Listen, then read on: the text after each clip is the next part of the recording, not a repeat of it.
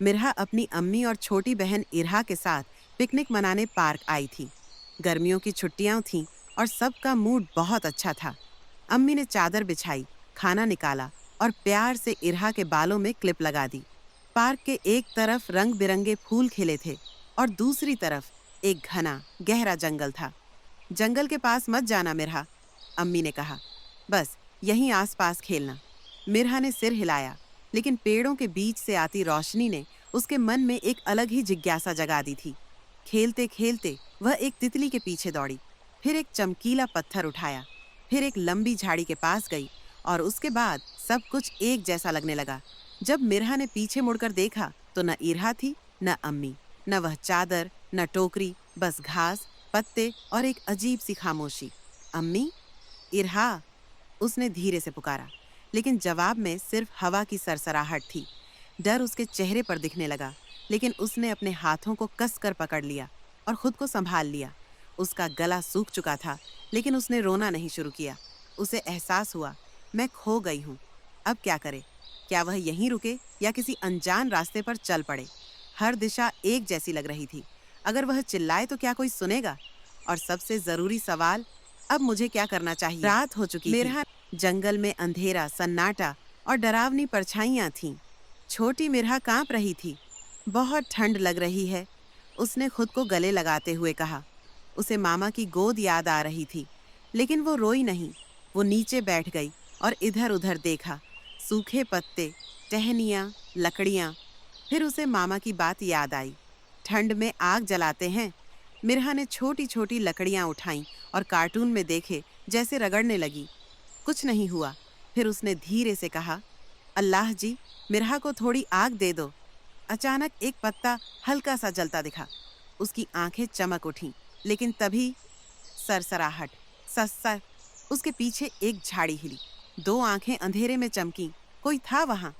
मिरहा घबरा गई और भागने लगी। उसके छोटे कदम पत्तों पर गिरते रहे। मामा, वो चिल्लाई। अब वो और भी अंदर जंगल में जा चुकी थी, अकेली, ठंडी और फिर से खो गई। अब मिरहा क्या करेगी? क्या वो रास्ता ढूंढ पाएगी या कुछ और डरावना सामने आएगा? मिरहा थक चुकी थी और बहुत ठंड लग रही थी। वो एक पेड़ के नीचे बैठ गई और खुद को गले से लगा लिया। मम्मा, चाहिए, उसने धीरे से कहा, लेकिन उसने रोना नहीं शुरू किया। वो बहादुर बनी रही। तभी उसे एक आवाज सुनाई दी, कर्र, कर्र। झाड़ियों से एक असली लोमड़ी बाहर निकली, भूरा फर, तेज आंखें। वो मिरहा को घूर रही थी। मिरहा धीरे से खड़ी हुई। तभी छटाक, उसके पैर के नीचे टहनी टूट गई। लोमड़ी और पास आ गई। मिरहा भागी, पेड़ों, पत्तों और अंधेरे से होते हुए। फिर वो फिसल गई और एक छोटी सी ढलान से नीचे गिर गई। उसका हाथ छिल गया, कपड़े गंदे हो गए, लेकिन उसने धीरे से पढ़ना शुरू किया, अल्लाहु ला इलाहा इल्ला हुवा। उसकी पसंदीदा दुआ। अब लोमड़ी नहीं दिख रही थी, लेकिन अब वो और भी गहरे जंगल में पहुंच चुकी थी। मिरहा एक पेड़ के नीचे बैठी थी। रात हो चुकी थी और बहुत ठंड थी। उसका गला सूख चुका था। उसे बहुत प्यास लगी थी। तभी झाड़ियों में हलचल हुई। मिरहा ने देखा, कुछ हिल रहा था। फिर सास, एक लंबा सांप झाड़ियों से बाहर आया। मिरहा एक पल के लिए रुकी, फिर पीछे हटी और तेजी से भागने लगी। झाड़ियों ने उसके हाथ खरोंच दिए, लेकिन वो नहीं रुकी। वो तब तक दौड़ती रही जब तक सांप पीछे छूट गया। उसे थोड़ी दूर एक हल्की सी रोशनी दिखाई दी। वो भागी और देखा, एक छोटा तालाब चमक रहा था। पानी!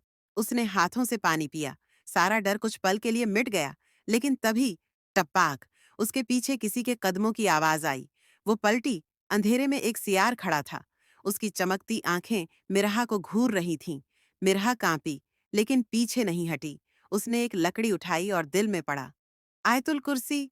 सियार कुछ देर रुका, फिर जंगल में लौट गया। मिरहा वहीं बैठ गई। उसकी आंखों में आंसू आ गए। ठंड और डर ने उसे जकड़ लिया था। उसने खुद को पेड़ के पास जड़ों के नीचे समेट लिया और बस इतना कहा, अल्लाह, मुझे बचा लो। कुछ देर बाद किसी ने पुकारा, मिरहा। फिर तेज रोशनी, टॉर्च की चमक। अम्मी, मैं यहाँ हूँ। मिरहा चिल्लाई। कदमों की दौड़ और फिर अम्मी की झप्पी। प्यार भरे आंसू। इरहा भी रो रही थी। मिरहा मुस्कुराई। उसकी जान में जान आई। वो घर लौट चुकी थी। वो बच्ची जो डर के बीच भी डटी रही, अब सुरक्षित थी। उस रात जब मिरहा अपने बिस्तर पर लेटी, उसने आंखें बंद करके कहा, अल्लाह ने मेरी मदद की, क्योंकि मैंने कभी उम्मीद नहीं छोड़ी।